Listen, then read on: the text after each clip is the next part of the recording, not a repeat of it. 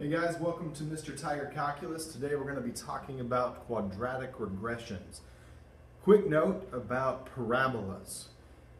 If you give me any 3 points, no matter how big or how small, I could find the equation of a parabola that perfectly intersects those 3 points.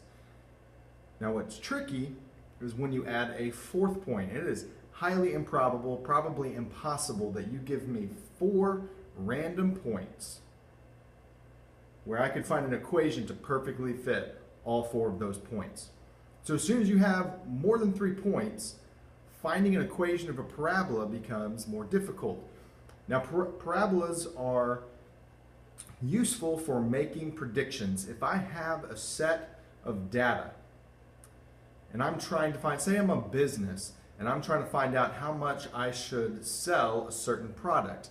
And I know that when I charge X amount of dollars, I sell Y amount of products.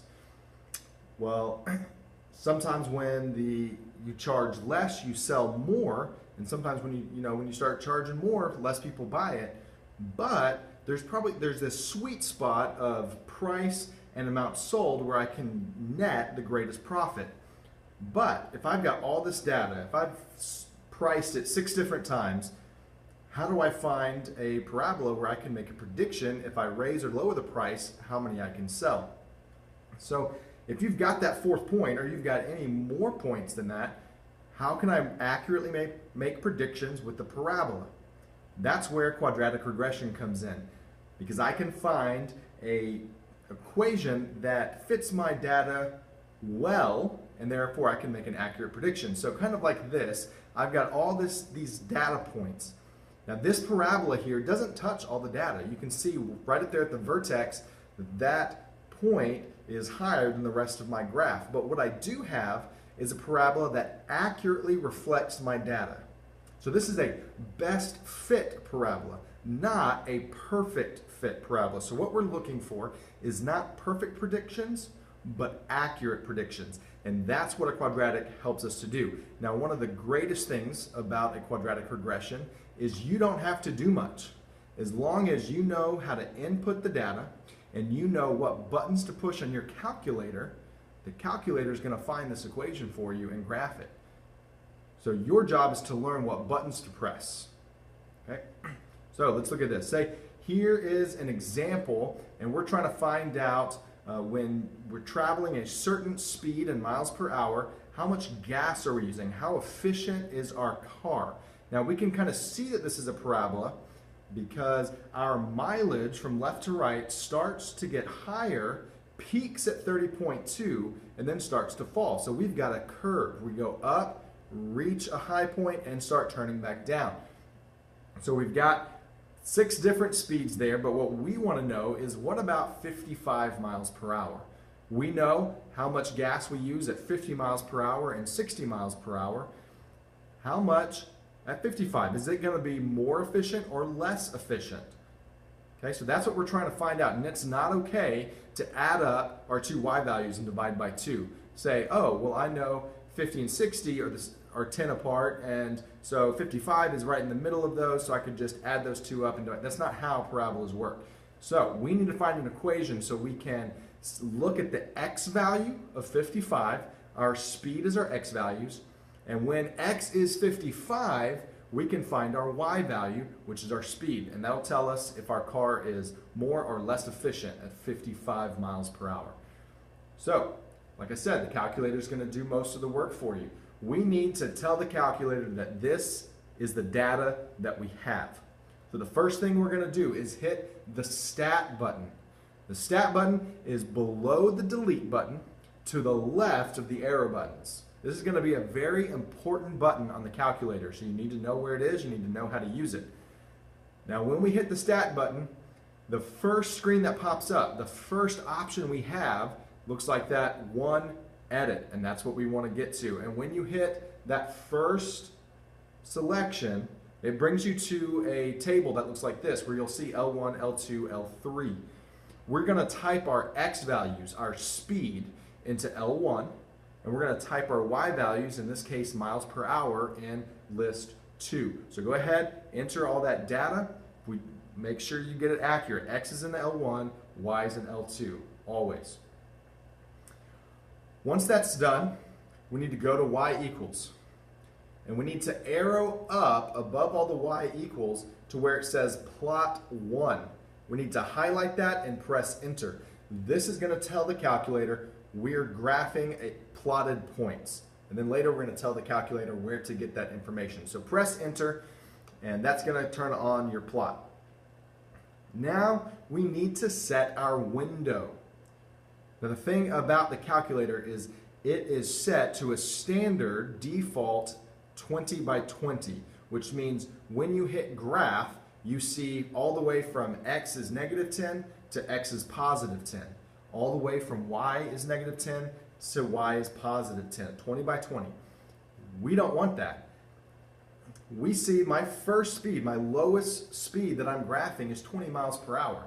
The default calculator only goes to X is 10. So my first data point is off the graph. So we need to tell the graph, I don't want to look at -10 to 10.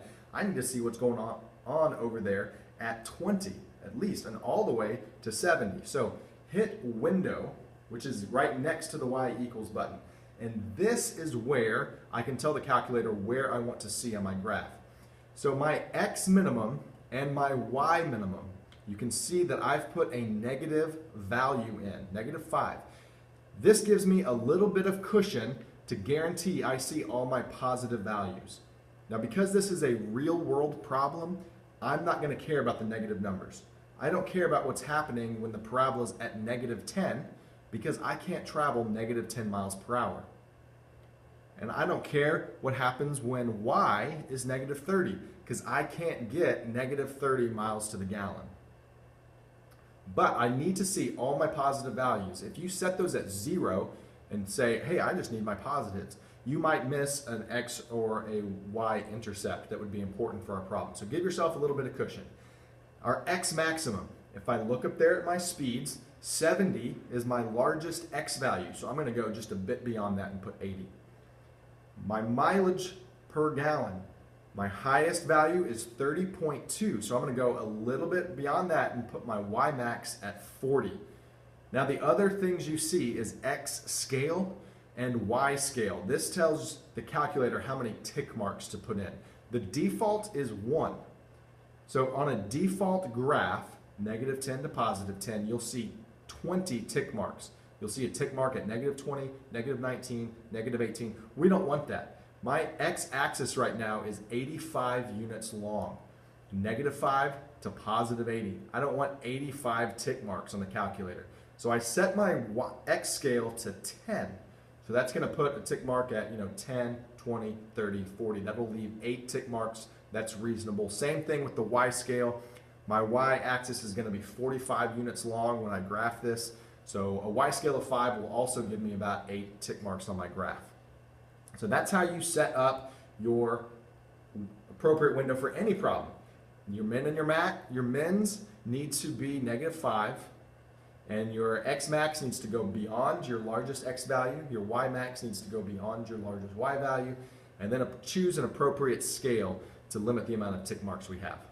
So let's graph that. Because we turned on our plot and because we changed our window, we can see these. If you can't see these, it's possible that you did not enter, highlight plot and hit enter. You need to make sure that's turned on or these data points won't show up.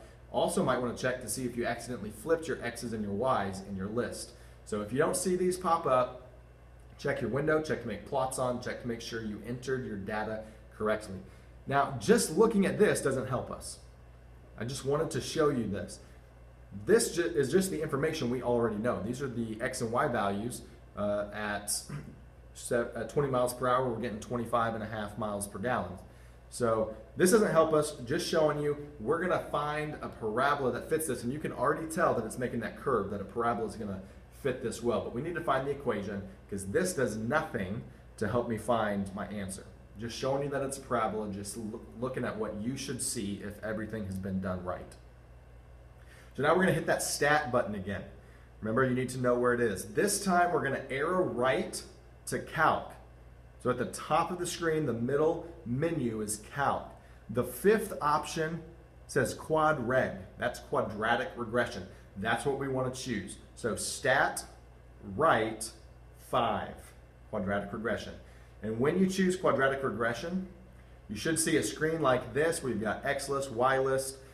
Should say quad regression at the top. We'll want to arrow down to where it says store regression. And when you get there, hit alpha, trace. Alpha is the green button, trace is right next to the graph button. And it brings up this weird looking list of all these Y values. You're going to hit enter on Y1. This will store your quadratic equation into the Y equals list. And that's going to be important because you do not want to be typing out this equation by yourself. If you forget this step, you'll still get your equation, but it's not going to copy and paste it into the Y equals. It's not going to automatically be ready to graph. Once you've stored it in Y1, scroll down to calculate and hit enter.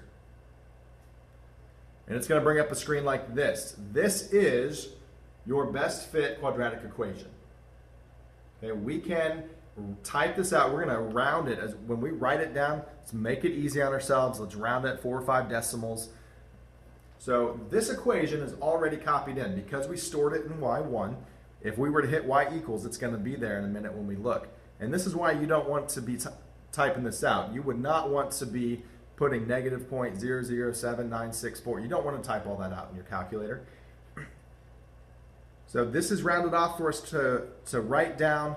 The actual, more perfect, exact equation is going to be copied down into our Y equals.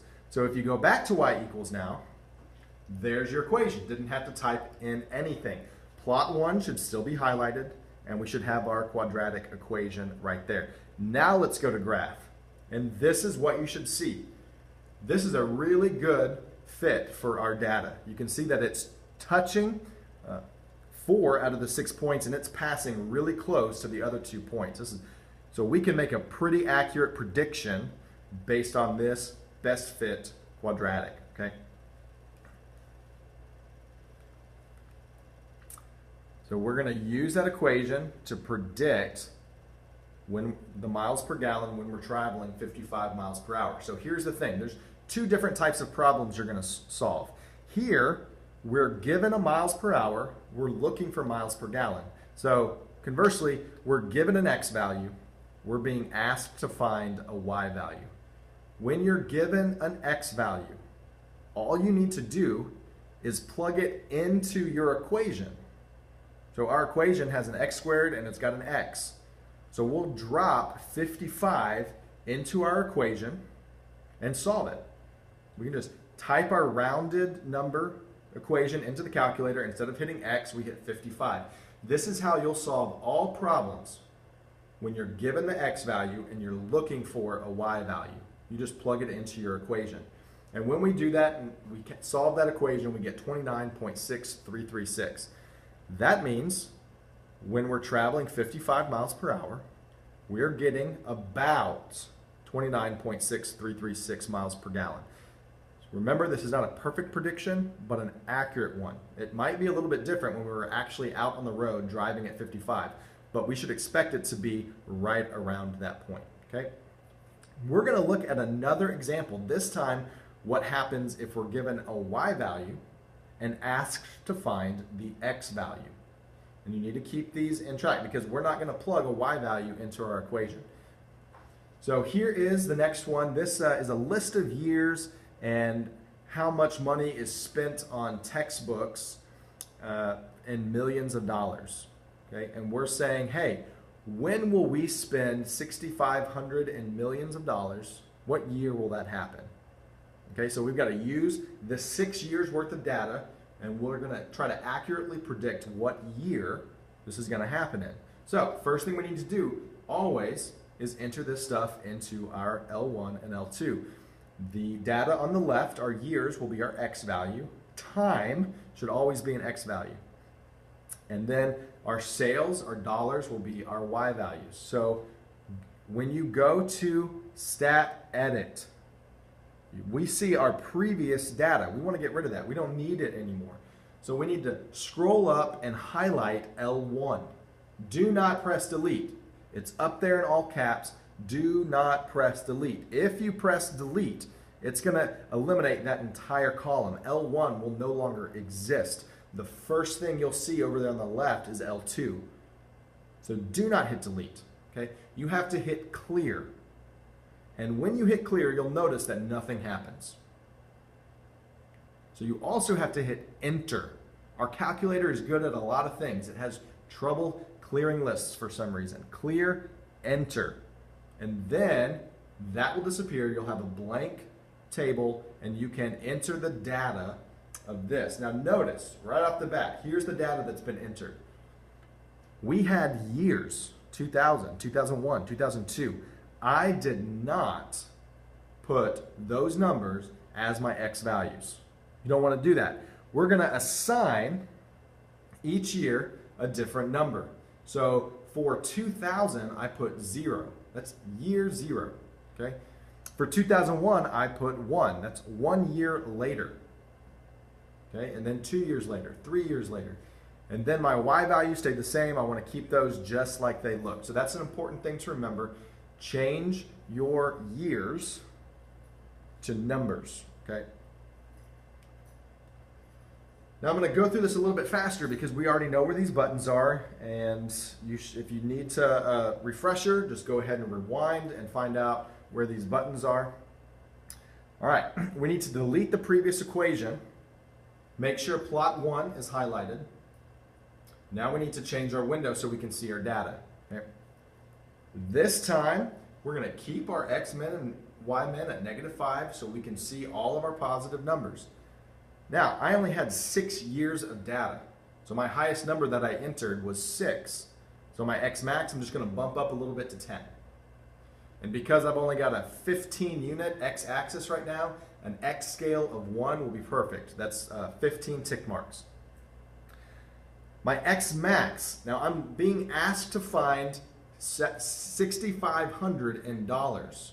So I'm going to bump up a little bit higher than that to 7,000.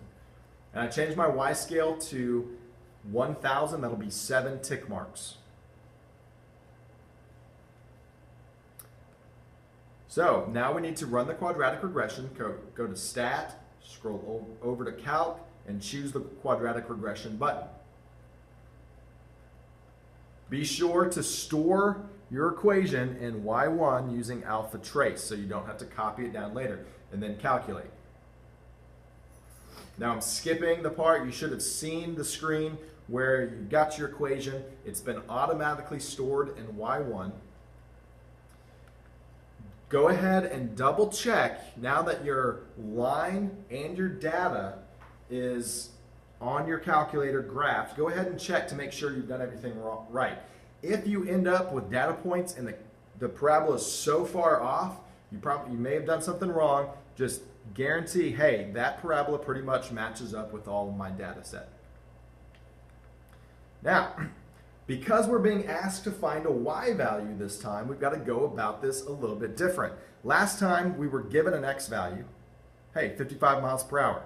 Let's find the Y value. And we were just able to drop that in the equation. This time we don't have an X value to put into our equation. We've got to find, we're looking for that missing X value. So, because we know that 6,500 is one of our Y values, we can graph the line Y equals 6,500. So we need to go back to Y equals and graph that line. So now you can see I've got my quadratic regression stored in Y1, and I'm entering Y2, the number I'm looking for, 6,500 and millions of dollars, right there. Now if I go to graph, I should see my parabola, I should see my line, and I need to find the intersection. When I find the intersection of my parabola and that line, I'll have my answers. So hit second trace, and that will bring up this menu. The fifth option is intersect. We're looking for the intersection of our line of 6,500 and our quadratic regression. The calculator is going to ask 3 questions. The first question it's going to ask is first curve, question mark. So really this is just asking what's the first graph we're looking at. Now if you look at the top of the screen, it automatically takes you to your first equation. Y1 equals, and there's our quadratic regression. So we need to hit enter because we're telling the calculator this line. We're looking for the intersection of Y1, and once you hit enter, it's going to say, what's the second curve? So what's the second graph we're looking for? It automatically, when you hit enter, bounces to Y2, and where we graph 6,500. And we're going to hit enter again. We want to tell the calculator that graph, this graph, and then it's going to say, now that we've told the calculator both of our graphs, it's going to ask for a guess. So it's basically just saying, do you want me to answer this question for you? It's kind of a redundant process, but yes, I want you to answer the question. So those three questions prop up. First curve, second curve, guess. You need to make sure you hit enter on your quadratic equation. You want to hit enter on your y value that we graphed, and then hit enter a third time to get your answer. Then down there at the bottom, it says the intersection of these two graphs is 7.939 and 6,500. So the missing x value that we were looking for is 7.939. Okay? So we know that 7.939 years after 2000, textbook sales will equal that value. This means, what's 7.9 years after 2000?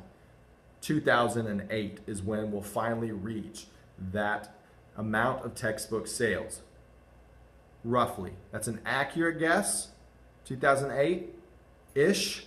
Remember, it's not a perfect prediction, but it is an accurate prediction. So this is how you do it. You enter in stat edit your x and your y values. Make sure your plot's on. In stat calc, you run a quadratic regression based off that data, remembering to store your equation in y1. And then this is where the process differs. If you're looking for a y value, which means you're given one of your x values, you just drop that x value into your equation and you got your answer.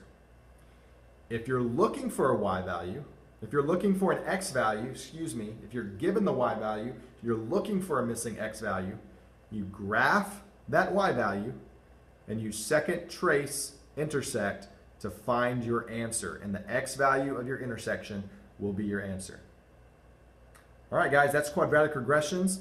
Thanks for joining us here on Mr. Tiger Calculus, and we'll see you next time.